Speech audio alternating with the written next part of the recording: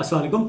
Gold ring necklace and life partner, आपको पता होना चाहिए हर आदमी की शादी होती है और उसके लिए उसको गोल्ड की रिंग्स या गोल्ड के नेकलेस भी लेने पड़ते हैं, गोल्ड के सेट्स भी लेने पड़ते हैं।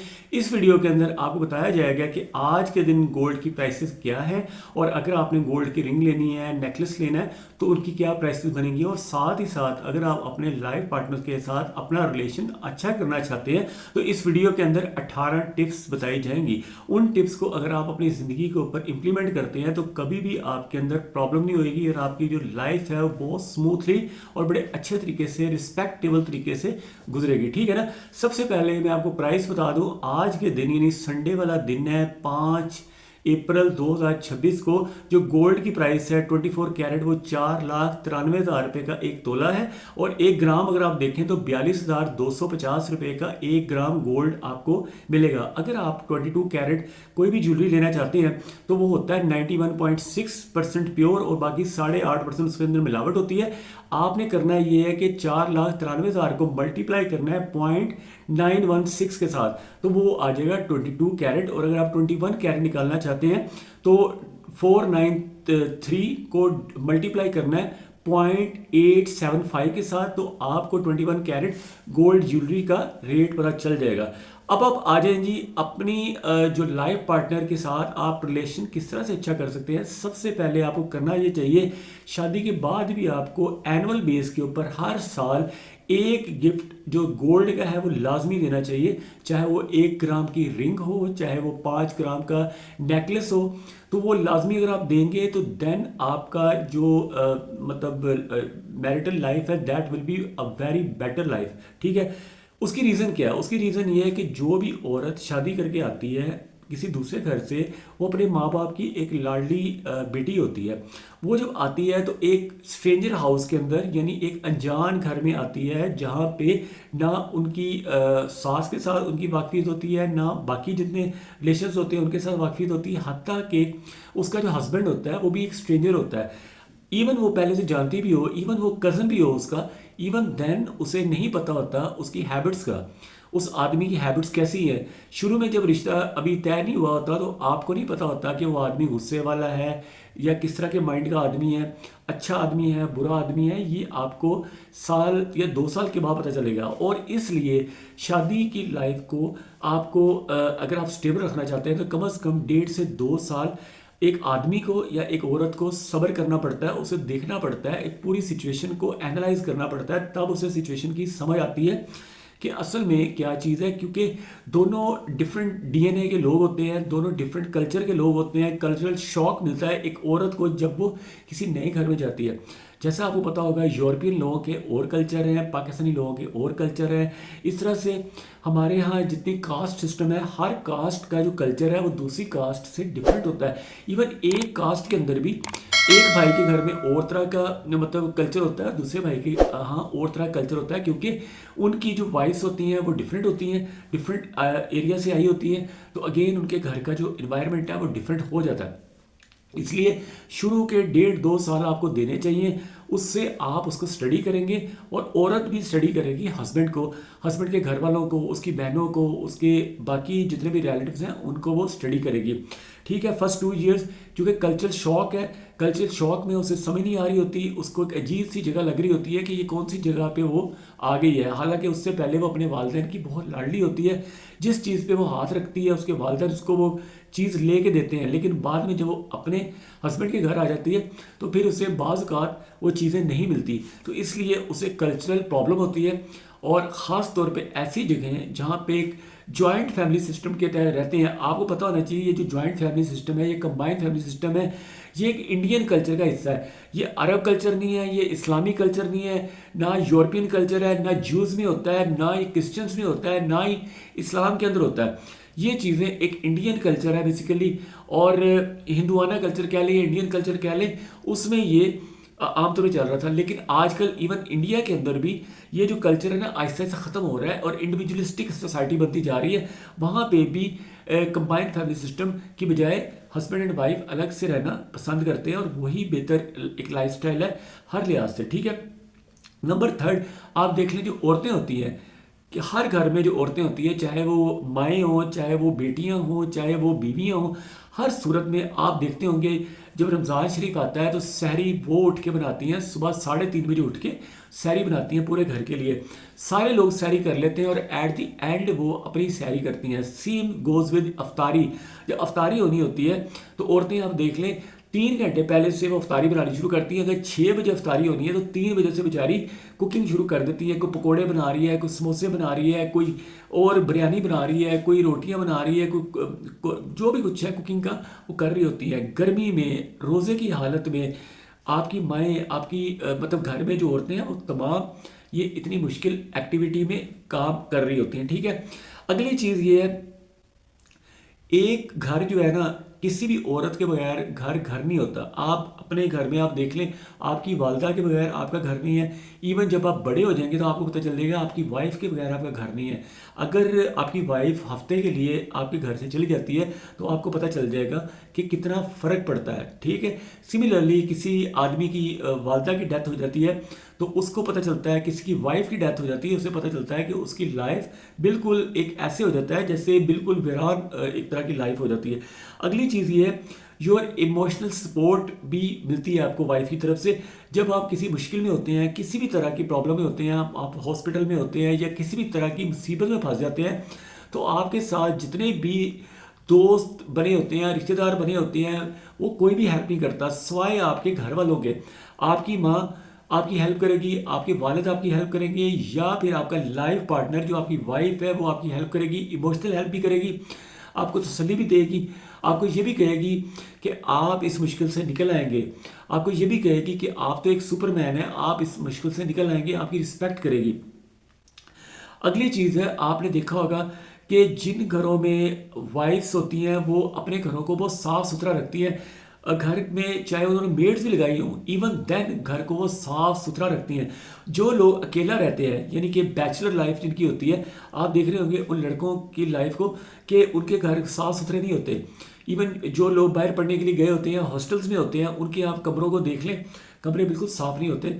और जब उनकी शादी हो जाती है तो उनकी वाइफ उनके बेडरूम से लेके उनके बाथरूम तक, उनके किचन तक, उनके टीवी लॉन्च तक, उनके ड्राइंग रूम तक, उनके इवन गिराज तक एक एक चीज़ को साफ़ रखती है। चाहे वो खुद रखे, चाहे वो खुद साफ़ करे, या फिर वो किसी बेड से साफ़ करवाए, लेकिन वो घर को मैनेज करके रखती है। उसके बगैर घर बिल्कुल ऐसे होता है कि जैसे एक वीरानी छा जाती है।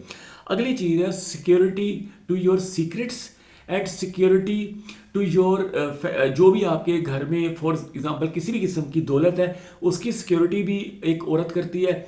और आपके जो राज हैं, आपके जो सीक्रेट्स हैं, उनको भी सिक्योर करती है, लोगों से बचा के रखती है। ठीक है, अब कुरान मजीद में जब जिक्र आता है 2 जगह पे, जो मैं आपको कोट करता हूँ। एक जगह पे तो है ना, सूरह निसा में अल्लाह ने कहा कि आदमी जो है वो अपनी वाइफ के प्रोटेक्टर हैं, यानी गार्डियंस हैं। गार्डियन का मतलब है वो उसको उसकी हिफाजत करते हैं, उसको गार्ड करते हैं, उसको मुश्किल से बचाते हैं, उनको फूड, उनको शेल्टर प्रोवाइड करते हैं, यानी उनको घर भी प्रोवाइड करेंगे, उनको खाना भी प्रोवाइड करेंगे, उनको कपड़ा भी प्रोवाइड करेंगे।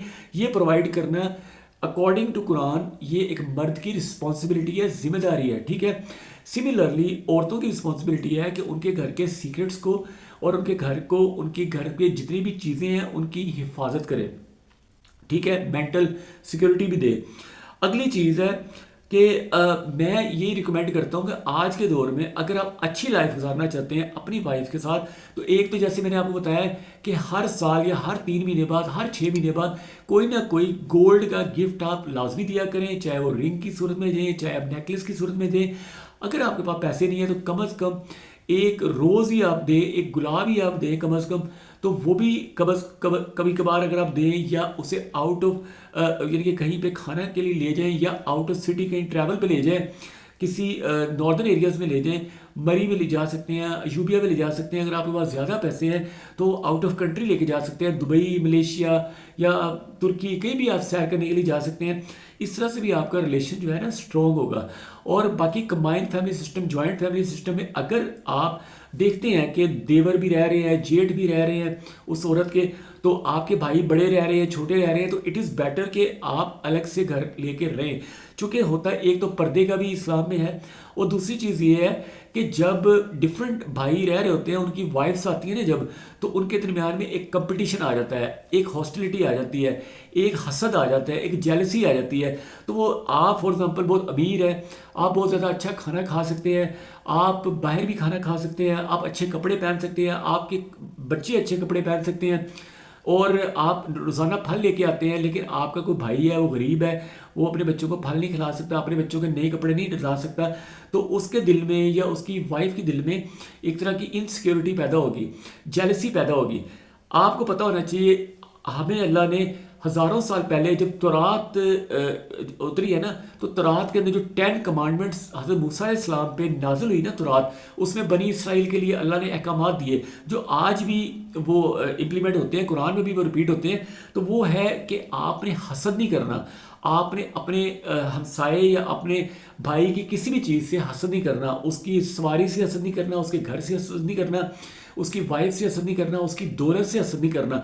तो जब आप कंबाइंड फैमिली सिस्टम में या जॉइंट फैमिली सिस्टम में रह रहे होते हैं, तो जब एक ही घर में कई भाई रह रहे होते हैं, कई भाभियाँ रह रही होती हैं, तो आपस में हसद पैदा होता है, जेलसी पैदा होती है। तो इट इज़ बेटर कि आप अलग अलग रहें ताकि लड़ाई झगड़े पैदा ही ना हो और हस्बैंड और वाइफ के दरमियान में मोहब्बत पैदा हो। आपको एक और चीज़ बता दूं, जब आप के बच्चे बड़े हो जाएंगे, उनकी शादियां हो जाएंगी या आउट ऑफ कंट्री चले जाएंगे, बाहर जाके शादियां कर लेंगे या पाकिस्तान में शादियां कर लेंगे, तो वो आहिस्ता आहिस्ता आपको इग्नोर करना शुरू कर देंगे। आपको फिर पता चलेगा कि आपका असल लाइफ पार्टनर आपकी वाइफ ही है, और वाइफ को भी पता चल जाएगा कि असल उसका लाइफ पार्टनर उसका हस्बैंड है। उसको, एक वाइफ को कभी भी नहीं चाहिए कि अपने हस्बैंड के दरमियान में किसी तीसरे बंदे को लेके आए, ना वो अपने वालिदैन को लेके आए, ना वो अपने भाइयों को लेके आए, ना वो अपनी बहनों को लेके आए, ना वो अपनी सहेलियों को लेके आए। अगर वो अपनी फ्रेंड्स को अपनी एक एक बात बताएगी, अपनी बहनों को एक एक बात बताएगी, तो हो सकता है उसकी बहन उससे जेलस हो सकता है उसकी फ्रेंड उससे जेलस हो। अक्सर जो तलाक़ें होती हैं ना, आपकी जो औरतों की फ्रेंड्स होती हैं, उनकी बहनें होती हैं, वो बेसिकली तलाक करवा रही होती हैं, क्योंकि वो जेलस होती हैं अपनी बहन से, अपनी दोस्त से। वो नहीं देख रही होती, उन्हें पता होता है कि उनका अपना हस्बैंड इतना नहीं कमाता या उनका अपना हस्बैंड उनका ख्याल नहीं रखता, लेकिन उनकी जो दोस्त होती है या उनकी बहन होती है, उसका वो ख्याल ज़्यादा रख रहा होता है, उसको ज़्यादा घुमा फिरा रहा होता है, उसको अच्छे कपड़े दिला रहा होता है, अच्छी ज्वेलरी दिला रहा होता है, अच्छा ख्याल रख रहा होता है। तो वो उसके दिल में उसके हस्बैंड के लिए नफरत पैदा करती हैं। वो फिर हस्बैंड के साथ वो बुरे तरीके से बात करेंगी, आहिस्ता आहिस्ता रिलेशन ख़राब होगा और रिलेशन तलाक तक भी चला जाता है। इसलिए हस्बैंड को चाहिए कि वो भी सब्र करे, इस पहले 1.5-2 साल तक वो बर्दाश्त करे, इग्नोर करे, बर्दाश्त भी करे, इग्नोर भी करे, और देखना चाहिए कि जो कल्चर का डिफरेंस है, जो डीएनए का डिफरेंस है, उसको कैसे आहिस्ता आहिस्ता उसको ओवरकम करेगा। ज़ाहिर है उसका जब रिलेशन बनेगा तो डीएनए भी उसका चेंज होगा आहिस्ता आहिस्ता, और कल्चर भी आहिस्ता आहिस्ता, हस्बैंड का भी चेंज होगा और वाइफ का भी चेंज होगा। हस्बैंड आहिस्ता आहिस्ता उसका ब्रेन सोचना शुरू कर देगा डिफरेंट तरीके से, वाइफ का भी डिफरेंट तरीके से। वैसे भी फिजिकल जब उसका होगा तो तब भी ये सारा कुछ आहिस्ता आहिस्ता बायोलॉजिकली भी वो चेंज होते जाएंगे। अगली चीज़ ये है कि husband should give pocket money to his wife, चाहे मंथली दे, चाहे 2 मंथ्स में दे, कुछ ना कुछ ही should give some pocket money. अगली चीज़ है गिव, जो वाइफ है उसको हमेशा अपने हस्बैंड की इज्जत करनी भी चाहिए, और अपने घर वालों के सामने, अपनी फ्रेंड्स के सामने, अपनी सिस्टर के सामने, अपने ब्रदर्स के सामने अपने हस्बैंड की रिस्पेक्ट करवानी चाहिए। अगर आपके हस्बैंड की इज्जत नहीं है आपके वालिदैन के घर में या आपके दोस्तों के घर में, आपके रिलेटिव्स के घर में आपके हस्बैंड की इज्जत नहीं है, तो आपको उस जगह के ऊपर बिल्कुल नहीं जाना चाहिए। ऐसे लोगों से बिल्कुल कतई ताल्लुकी कर लें, ऐसे लोगों से ताल्लुक तोड़ दें जो आपके हस्बैंड के दरमियान में आ रहे हैं।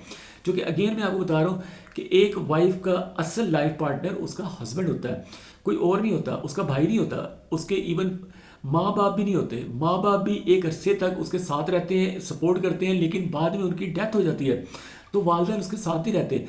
और भाई जो होते हैं वो वैसे तो आपको कहेंगे कि वो आपके साथ हैं, लेकिन प्रैक्टिकली वो आपके साथ नहीं होंगे। जब आप तलाक लेके आएंगी, जब आपके खुदा न खास्ता हस्बैंड की डेथ हो जाएगी, तो तब आप सलूक देखिएगा उन्हीं भाइयों का, उन्हीं भाभीियों का आपके साथ। अगली चीज़ ये मैं आदमियों से कहूँगा कि औरतों के अंदर एक मेंस्ट्रुअल साइकिल होता है 5 to 7 डेज़ का। हर महीने उनके 5 से 7 दिन एक मुश्किल टाइम होता है, जिस मुश्किल टाइम में उनका जो हार्मोनल लेवल होता है ना, वो कभी अप होता है, कभी डाउन होता है। उसके जितने हार्मोन होते हैं ऊपर नीचे होते हैं, उसमें वो चिड़चिड़ापन भी होता है उनके अंदर, उनको गुस्सा आता है जल्दी से, चिड़चिड़ापन होता है, क्योंकि वो हेल्दी फील नहीं कर रही होती, अपने आप को साफ फील नहीं कर रही होती। तो इसलिए इट इज़ बेटर कि आपको अगर उन डेज़ का पता है तो आप उन दिनों में उनको ज़्यादा इग्नोर करें। इसकी मिसाल मैं ऐसे देता हूँ कि अगर खुदा ना खास्ता आपके वालिदैन, आपकी वालदा या आपके फादर को ब्लड प्रेशर हो, या उनका हार्ट का प्रॉब्लम हो, या उनको शुगर का प्रॉब्लम हो, तो ऐसी यानी डायबिटीज़ का प्रॉब्लम हो, तो डॉक्टर कहते हैं कि आप अपने वालिदैन के साथ अच्छे तरीके से नरमी से बात करें। इवन कुरान में भी अल्लाह ने हमें जो हुक्म दिया ना कि अपने वालिदैन के साथ इज्जत से बात करो, और जिस तरह उन्होंने बचपन में आपको पाला पोसा है, आपको बड़ा किया है, जिस तरह उन्होंने आपको मोहब्बत से पाला है, उनके बुढ़ापे में भी आप उनसे मोहब्बत से बात करें। ये चीज़ है। इसी तरह आप अपनी वाइफ से भी उन दिनों में जिन दिनों में उनका हार्मोनल इम्बैलेंस है, आप कोशिश करें कि मोहब्बत से, रिस्पेक्ट से उससे बात करें, उसके पेरेंट्स की भी रिस्पेक्ट करें, उसके घर वालों की भी रिस्पेक्ट करें। और ज़्यादा आना जाना, मैं ये भी कहूँगा कि लाइफ के स्टेज पे आके मैंने यही सीखा है कि ज़्यादा आप लोगों में ना मिला करें, ज़्यादा शादियों में ना जाया करें, ज़्यादा फंक्शंस में ना जाया करें, ज़्यादा जगह पे अपने आप को रिप्रेजेंट ना करें या शो ऑफ ना करें। उसमें होता ये है, जब आप रिश्तेदारों से मिलेंगे ज़्यादा, एक साल में 5 दफ़ा, 10 दफ़ा, 15 दफ़ा, या हर महीने आप रिश्तेदारों से मिल रहे हैं, अपना एक्सपोज कर रहे हैं अपने आप को, आपकी दौलत एक्सपोज हो रही है, आपकी खुशियाँ एक्सपोज हो रही हैं, आपके बच्चों के साथ आपकी जो खुशियाँ, आपके वाइफ के साथ आपका जो रिलेशन है वो एक्सपोज होगा। सारे लोगों को पता चलेगा कि आप कितने खुश हैं। अगर आपका लोगों को पता चलेगा कि आप खुश हैं, तो लोग जेलस होंगे, चाहे आप सगे रिश्तेदारी क्यों ना हो। तो इट इज़ बेटर कि आप कम से कम मिलें और अपनी लाइफ को ना लिमिटेड रखा करें, और अपने सीक्रेट्स को, आपकी जो दौलत है, आपके जो बच्चे हैं, आपकी लाइफ पार्टनर है, इनको आप सीक्रेसी में रखें, तो इट इज़ बेटर। तो ये सारी चीज़ें थी। अगर आप इस तरह से रहेंगे तो आप खुश भी रहेंगे, अपने घर वालों को खुश रखेंगे, और आपकी जो आखिरी लाइफ होगी वो अच्छी गुजरेगी। क्योंकि आपका जो लाइफ पार्टनर है वो सिर्फ इस ज़िंदगी का लाइफ पार्टनर नहीं है, बल्कि वो आपकी आखिरी लाइफ जो है उसका भी लाइफ पार्टनर है, आपकी जन्नत और जहन्नम का भी लाइफ पार्टनर है। ठीक है। इसके अलावा आप और रिलीजन्स में देख लें, इवन हिंदुइज्म में आप देख लें, तो वो तो 7 जन्मों तक का रिलेशन कह रहे होते हैं, लेकिन अगर आप इस्लाम के पॉइंट ऑफ व्यू से भी देखें ना, तो कम से कम 2 जन्म का तो है ना आपका रिलेशन। एक इस दुनिया का जो ये ज़िंदगी है, और दूसरी ज़िंदगी जब आप क़यामत के वाले दिन उठेंगे और जन्नत जाएंगे या जहन्नम जाएंगे, उस वक्त भी आपका साथ ऐसे ही रहेगा। ठीक है। कोई क्वेश्चन पूछना है, you can ask me in the comment section. Thank you watching this video. अल्लाह हाफिज़।